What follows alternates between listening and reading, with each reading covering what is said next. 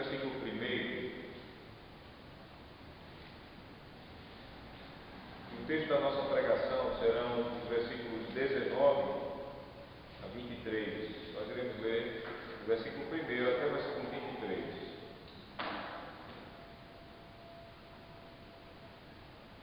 O texto diz: Estava próxima a festa dos pães asmos, chamada Páscoa.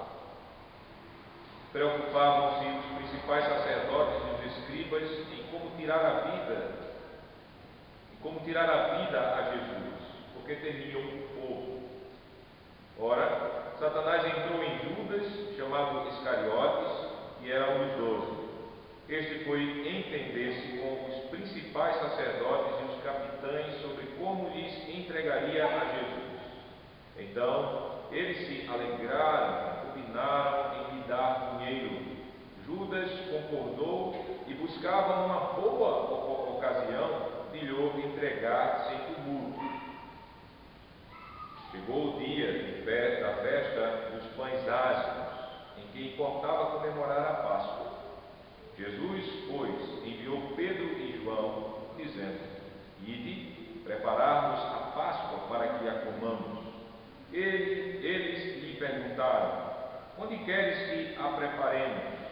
Então lhes explicou Jesus: Ao entrares na cidade, encontrareis um homem com um cântaro de água.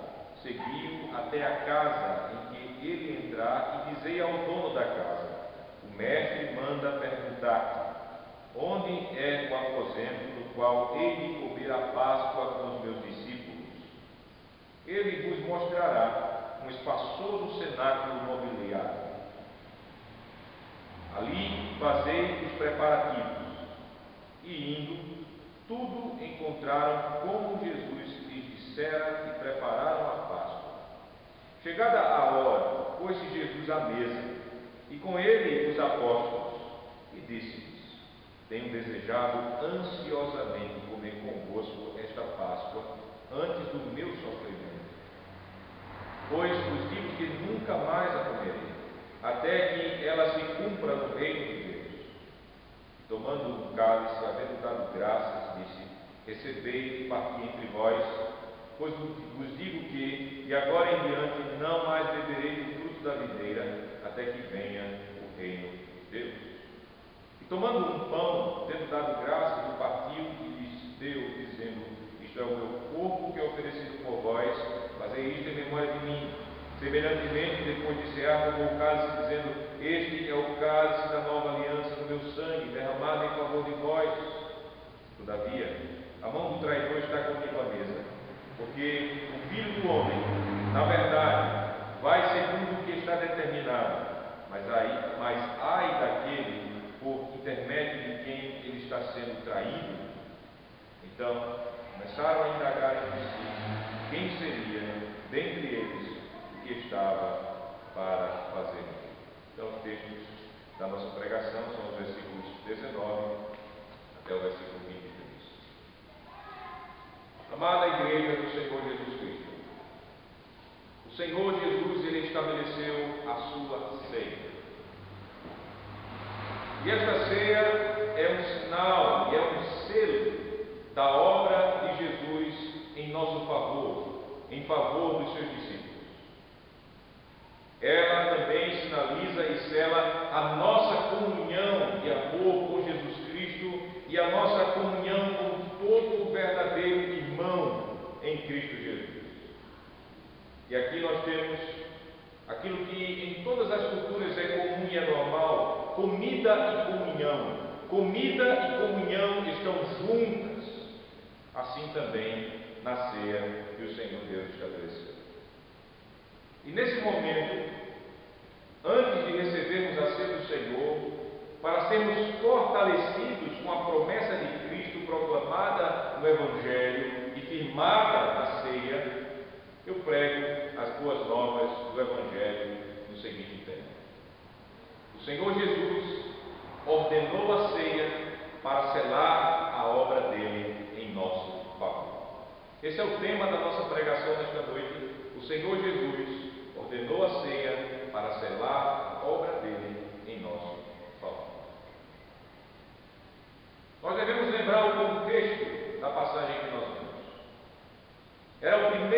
da Páscoa.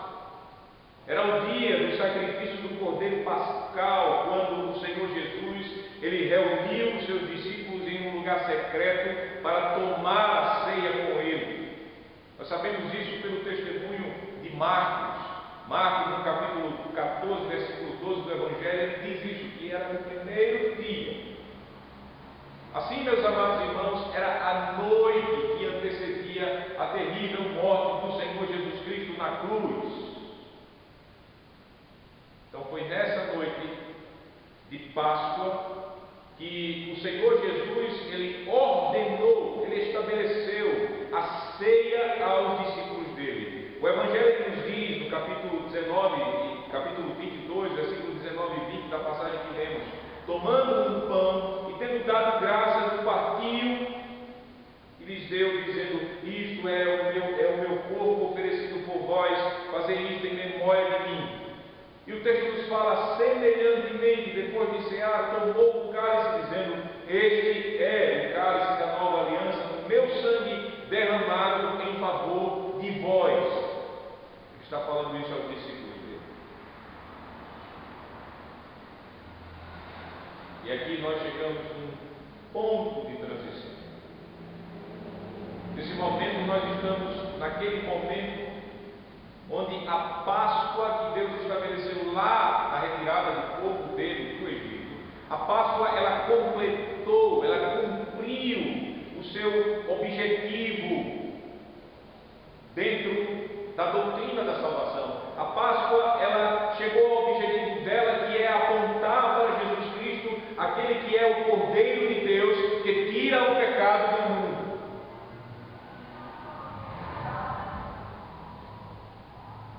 Aquele Cordeiro de Deus, Jesus, ele seria morto na cruz, e ele seria morto em nosso favor, em nosso benefício, em nosso lugar. E aí, meus amados irmãos e irmãs, naquele momento o Senhor, ele coloca a ceia no lugar da Páscoa.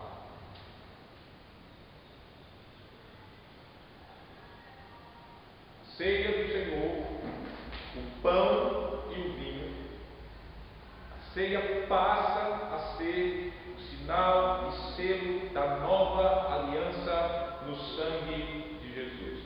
Percebam que o Senhor ele disse: este é o cálice da nova aliança no meu sangue derramado em favor de vós.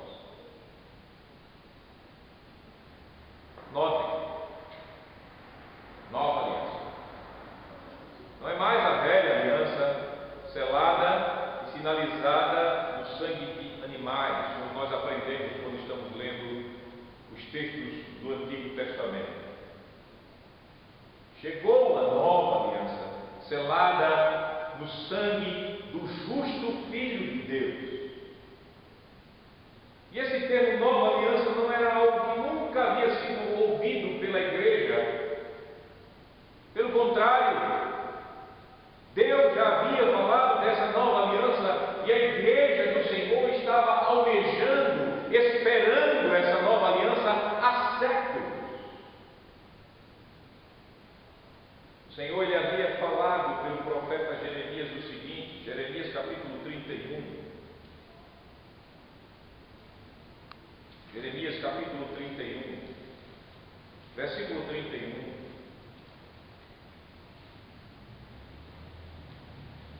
Lembre-se do contexto, o povo aqui em Jeremias estava sendo deportado para a Babilônia por quebrarem a aliança do Senhor, por transgredirem a palavra do Senhor, por trazerem tristeza ao Senhor.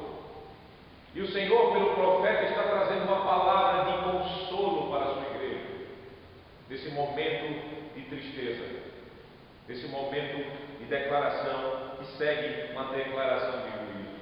E no versículo 31, Jeremias 31, 31, o profeta pelo Espírito do Senhor diz: eis aí vem dias, diz o Senhor, em que firmarei nova aliança com a casa de Israel e com a casa de Judá. não conforme a aliança que fiz com seus pais no dia em que os tomei pela mão para os tirar da terra do Egito, porquanto eles anularam a minha aliança. Não obstante eu os haver desposado, tomados como minha esposa, desposado, diz o Senhor. Porque esta é a aliança que firmarei com a casa de Israel depois daqueles dias, diz o Senhor. Na mente lhes imprimirei as minhas leis, também no coração lhes inscreverei. Eu serei o seu Deus e eles serão meu povo. Não ensinará jamais cada um ao seu próximo, nem cada um ao seu irmão, dizendo: conhece ao Senhor, porque todos me conhecerão, desde o menor até ao maior deles, diz o Senhor, pois perdoarei as suas iniquidades e dos seus pecados jamais me lembrarei. Notem, meus irmãos, que a igreja ela já havia ouvido falar dessa nova aliança. Jesus ele não estava falando de uma doutrina nova, ele não estava inventando ali essa expressão nova aliança. A igreja esperava uma nova aliança, essa aliança do sangue do Cordeiro de Deus, Jesus. E nós entendemos bem que Jesus está falando dessa nova aliança e cumprindo essa nova aliança, especialmente quando nós estamos lendo o Novo Testamento e focando a nossa visão no livro de Hebreus, no capítulo 10, versículo 17. O escritor aos Hebreus ele lembra aos crentes vindos do judaísmo dessa promessa fiel do Senhor em Cristo Jesus, essa nova aliança que nós temos em Cristo e não nas velhas cerimônias da lei. Hebreus capítulo 10. Hebreus fica no Novo Testamento. Hebreus capítulo 10.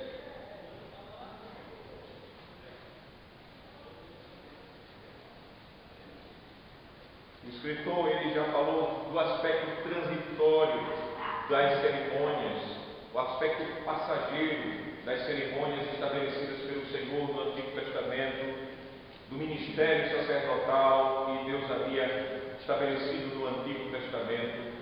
Aquelas coisas elas não seriam permanentes, eram sombras, elas estavam apontando para o perfeito, estavam apontando para Cristo, Jesus o Salvador. E aí o texto nos diz, a partir do versículo 15, versículo 14 nos fala que com a única oferta aperfeiçoou para sempre quantos estão sendo santificados. Isso falando acerca de Jesus, uma única oferta que ele fez, sua própria oferta, seu próprio corpo e sangue. E no versículo 15 diz: e disto nos dá testemunho também o Espírito Santo, porquanto após ter dito. E aí ele vai citar a profecia de Jeremias capítulo 31, versículo 31 que nós lemos. O texto nos fala: esta é a aliança que farei com eles depois daqueles dias, diz o Senhor, porei no seu coração as minhas leis, e sobre a sua mente as escreverei. Acrescenta também: de nenhum modo me lembrarei dos seus pecados e das suas iniquidades para sempre. E aí ele encerra: ora, onde há remissão destes, não há oferta pelo pecado. Então Jesus ali na noite da sua traição, do seu sofrimento, Jesus ali quando ele estava falando de uma nova aliança, ele estava dizendo: chegou esse tempo da nova aliança.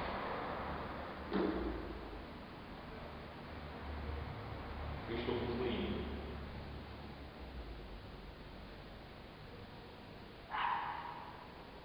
Maravilha.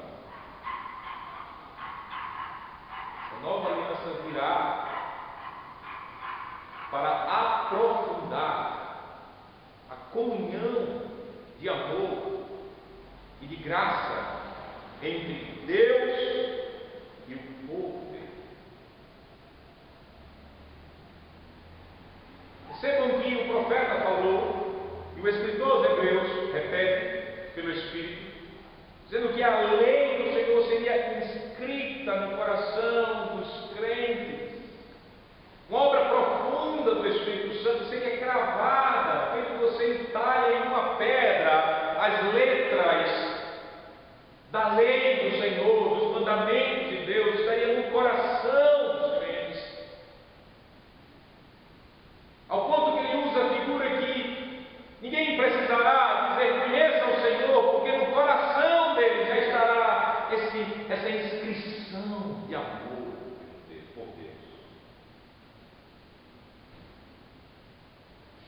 E o conteúdo da promessa da nova aliança seria: de nenhum modo lembrarei dos seus pecados e das suas iniquidades para sempre. Que aliança maravilhosa!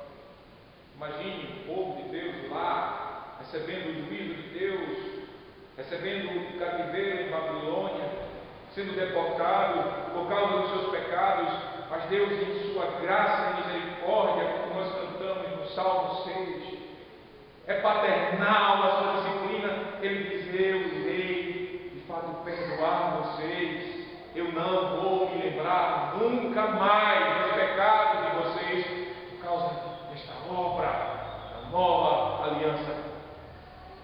Que Senhor Deus gracioso é esse nosso Deus. A ceia do Senhor, meus irmãos e irmãs, revela que o tempo dessa nova aliança chegou.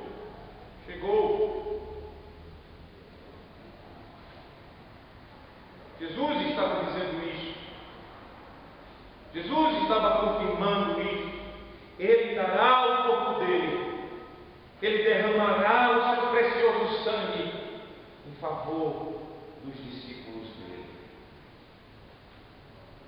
O sangue da nova aliança.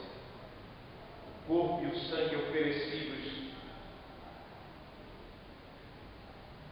que são sinalizados no pão e no vinho da ceia. O corpo e o sangue do Cordeiro, que são oferecidos a Deus lá na cruz para a nossa salvação, mas que são sinalizados, representados naquele pão e naquele vinho que Jesus está entregando aos seus discípulos.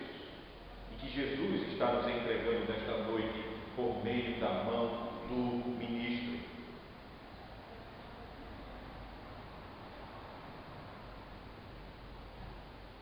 Você consegue perceber a graça de Deus na mensagem de Jesus, na ceia do Senhor? Graça sobre graça, abundante graça. Você pode imaginar o Filho de Deus, Deus verdadeiro, encarnado, oferecendo-se em nosso favor para ser um pagamento a Deus por nossos pecados, para nossa remissão. Você consegue imaginar o Filho de Deus aqui falando para você, garantindo a você que todos os seus pecados, sejam aqueles pecados grandes que você imagina ser grande, como aqueles pecados tão pequenos que quase a sua consciência nem mais consegue perceber,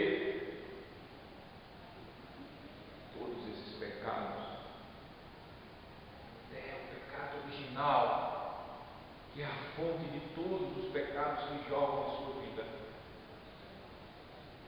são perdoados por um único e suficiente sacrifício oferecido uma só vez na maldita cruz que ele ia enfrentar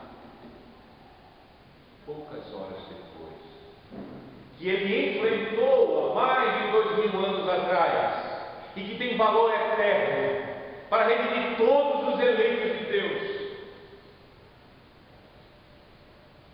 Você pode imaginar quanta graça nessa obra de Jesus, que proclama para nós a promessa do Evangelho: de nenhum modo me lembrarei dos seus pecados e das suas iniquidades para sempre.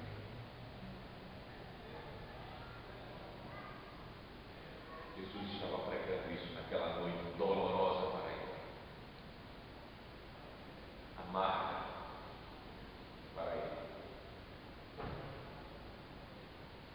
Agora notem também, meus irmãos e irmãs, que toda essa obra redentora de Jesus foi determinada pelo Pai.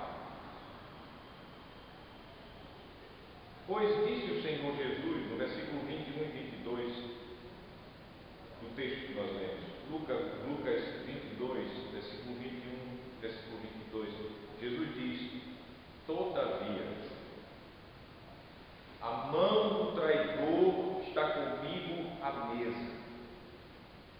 Porque o Filho do Homem, isso ele fala no título messiânico dele, Filho do Homem, na verdade vai segundo o que está determinado, mas ai daquele por intermédio de quem ele está sendo traído. A primeira coisa que o texto nos fala, que nós podemos inferir, tirar do texto, concluir do texto, é que não foi um acidente nada daquilo que aconteceu com Jesus. Tudo estava determinado pelo Pai, como o texto da palavra de Deus já estava vindo profetizando desde lá do Antigo Testamento. Nós conhecemos bem a profecia de Isaías 53, só estou citando essa profecia. Se nós fôssemos bem mais consequentes, iríamos falar até de Gênesis 3,15, quando diz que o filho da mulher, o descendente da mulher seria ferido pela serpente, e o profeta Isaías deixou claro que ele seria ferido de Deus por causa das nossas transgressões. Já havia sido tudo determinado, e a pregação apostólica foi essa, que o Senhor Jesus ele foi entregue segundo determinado desígnio de Deus. Não foi um acidente que estava acontecendo com Jesus. Naquele momento que Jesus ele estava falando com os seus discípulos, ele tinha consciência dos detalhes de tudo aquilo que ele iria passar. Naqueles momentos finais, até a cruz do Calvário, ele sabia do traidor. E nós sabemos lá em Lucas capítulo 22, conforme nós lemos, que esse traidor era Judas Iscariotes. A passagem que nós lemos no capítulo 22, no versículo de número 3 até o versículo de número 6, fala-nos e revela-nos da atitude de Judas, tramando com as autoridades judias para levar Jesus até a morte. Nós sabemos, Jesus estava tão consciente que ele estava ansioso. Versículo 14 diz: chegada a hora, pôs-se Jesus à mesa e com eles os apóstolos, e disse-lhe: tenho desejado ansiosamente comer convosco esta Páscoa. E ele diz, veja, versículo 15: antes do meu sofrimento. Meu sofrimento.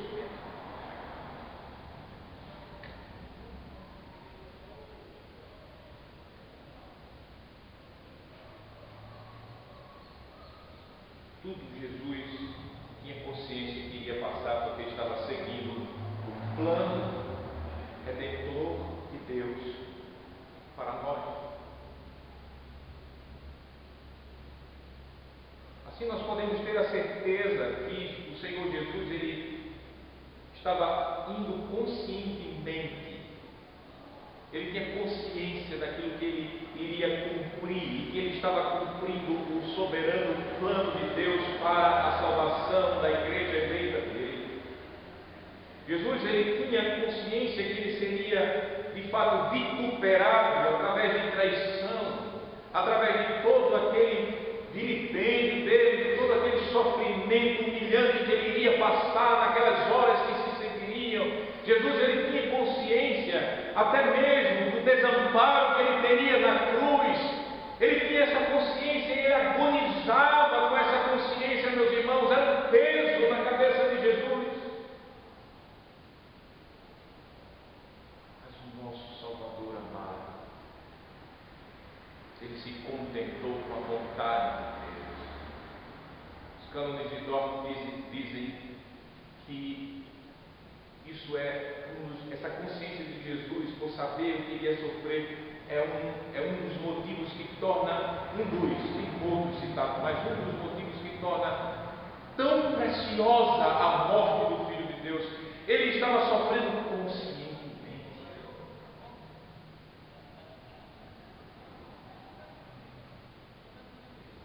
O plano que Deus, desde antes da fundação do mundo, tinha determinado.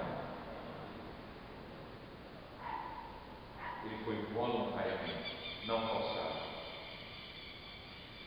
Ele foi com o coração rasgado, disposto a se sacrificar em nosso favor. Que amor! O Evangelho de Romanos diz que Deus prova seu amor por nós, tendo Cristo morrido por nós, sendo nós ainda pecadores. Ele não morreu por pessoas perfeitas. Ele não morreu porque ele previu que você ia ser bonzinho para ele. Ele não morreu porque viu algum motivo em mim e em você para morrer por nós. Ele morreu porque nós não poderíamos ser salvos de outra maneira. Ele morreu porque nos amou ao ponto de se sacrificar por sua esposa, a igreja, para santificá-la, para apresentá-la a si mesmo como igreja gloriosa, sem rugas, sem máculas.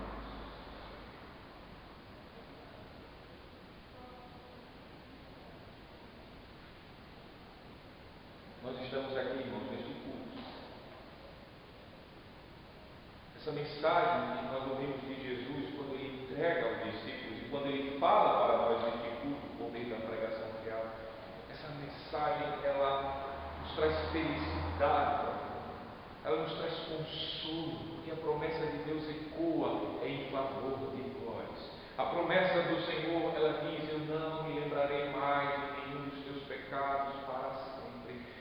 Quem não tem felicidade em saber que uma dívida eterna foi paga? Quem não tem consolo em saber que nunca será destruído debaixo da ira de Deus? Nós temos esse consolo, nós temos essa felicidade. Mas a nossa felicidade e o nosso consolo custou muito caro ao Filho de Deus.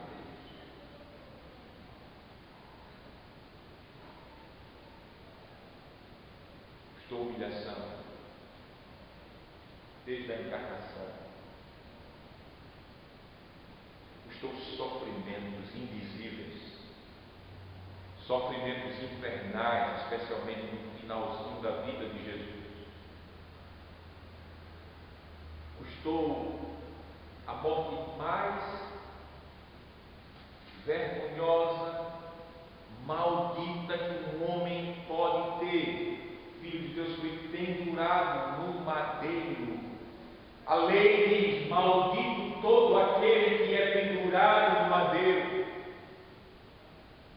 Ele ficou suspenso entre Deus e os homens em um sinal de maldição em um monte, no Monte Calvário, no Monte Caveira. Toda a cidade estava vendo o nosso Senhor nessa situação sofrível e humilhante. Nossa felicidade e nosso consolo não foi sem custo. Teve custo. E quem pagou não fui eu nem você. Foi o Santo, o Justo, Filho de Deus.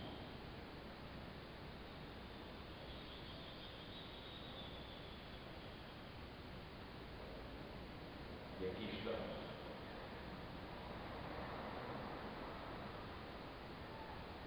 Estamos prestes a receber a ceia do Senhor. Essa ceia que é um memorial da morte, do sacrifício único de Jesus em nosso favor.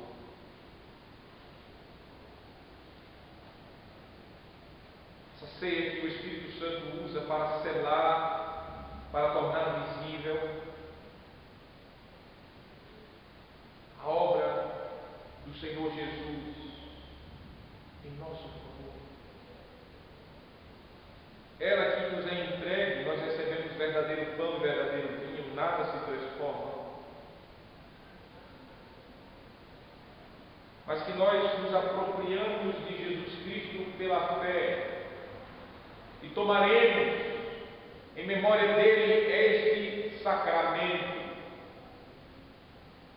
E quando tomarmos esse sacramento, estaremos direcionando os nossos corações a Jesus Cristo, que está à direita de Deus Pai. Ele que é o verdadeiro alimento e bebida e comida para nós.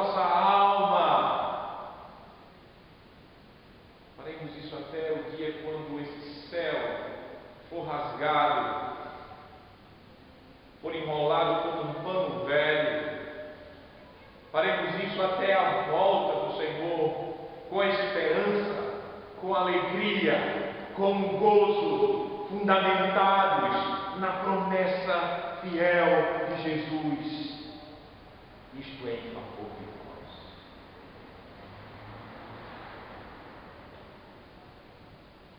Você percebe o valor dessa ceia? Crianças, vocês conseguem entender o valor desta ceia? Esta ceia não é uma simples cerimônia na agenda religiosa nossa, de papai e de mamãe. É o primeiro domingo. Tem ceia. Não é uma simples cerimônia.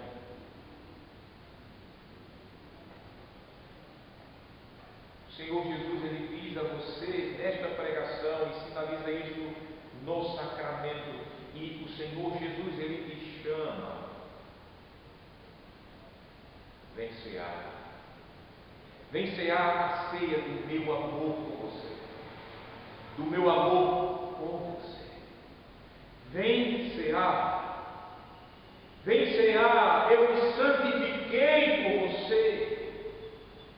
Eu me sacrifiquei em favor de você para a sua salvação. Eu quero que você tenha comunhão profunda comigo. Por isso eu morri por você.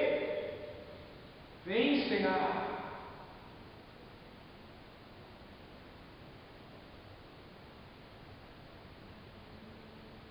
Nós precisamos ser lembrados deste amor e por isso a ceia é um memorial. Nossa fé precisa ser fortalecida. A nossa fé no Evangelho que o Espírito deu a nós precisa ser fortalecida, porque o nosso dia a dia, os nossos afazeres, o pecado que tenazmente nos assedia e nos agarra, as nossas fraquezas que saem do nosso coração e nos enfraquecem a confiança em Cristo, são muito fortes e nós precisamos ser lembrados, nós precisamos nos juntar com Cristo e com os nossos irmãos em amor, em uma refeição, para celebrarmos esse amor gracioso, essa nova aliança com Cristo. Ceia é necessária para alimentar a nossa fé, para manter viva a nossa fé. É a ceia do nosso casamento. É a ceia onde Jesus diz para nós: eu celebro, eu sinalizo o meu amor sacrificial por você, minha amada igreja esposa. É a ceia onde espiritualmente você receberá de Cristo o corpo e o sangue dele como comida e bebida para a vida eterna. E eu pergunto a você: você crê nessa promessa maravilhosa? Você confia nessa promessa que Jesus dá a você? Você se deleita nessa promessa que Jesus garante para nós, igreja do Senhor? Que o Espírito Santo, pela pregação, ele renove em nossos corações essa fé viva. Ele renove em nossos corações esse valor que devemos ter pela ceia do Senhor. Que Ele nos dê consciência profunda desse amor profundo que há em Cristo Jesus por nós.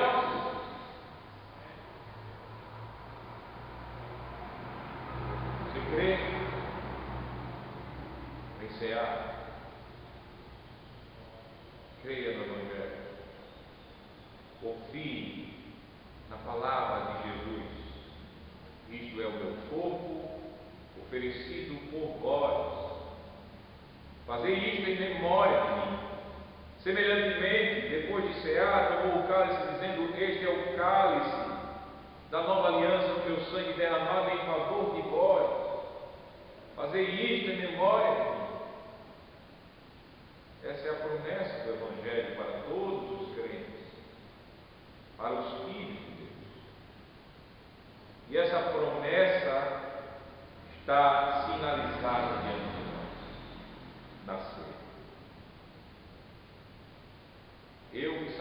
aqui em favor de você, de Jesus. Essa mensagem viva e saborosa é sinalizada e selada nesta ceia. A ceia que o Senhor